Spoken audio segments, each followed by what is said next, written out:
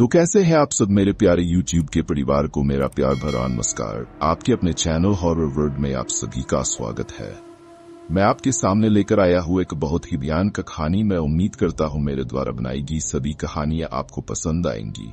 और भी ऐसी भयानक कहानी सुनने के लिए आप मेरे चैनल को सब्सक्राइब करें और बेल आइकॉन को दबाना ना भूले, जिससे आने वाली सभी कहानी के अपडेट आप तक पहुंच सके। तो चलिए शुरू करते हैं आज की कहानी। जंगल की आत्मा की कहानी। एक छोटे से गांव के पास एक घना जंगल था। उस जंगल में कई प्रकार के पेड़ पौधे और जानवर रहते थे, लेकिन उस जंगल में एक अजीब बात थी। वहां पर एक आत्मा रहती थी जो जंगल की रक्षा करती थी। उस आत्मा का नाम था जंगली देवी। वह एक प्राचीन आत्मा थी जो जंगल की रक्षा करने के लिए पृथ्वी पर आई थी। वह जंगल के सभी जीव जंतुओं की रक्षा करती थी और उनकी जरूरतों को पूरा करती थी। एक दिन एक शिकारी उस जंगल में आया।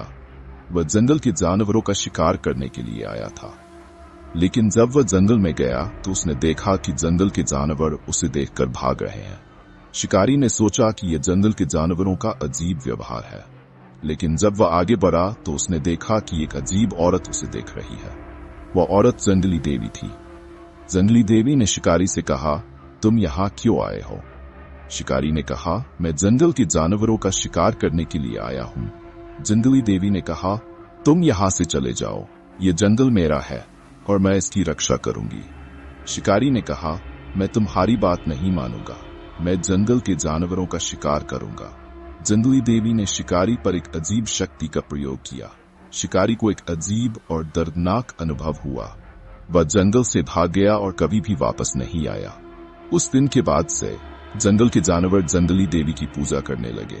वे जंगली देवी को जंगल की रक्षा करने वाली देवी मानते थे और जंगली देवी ने जंगल की रक्षा करना जारी रखा।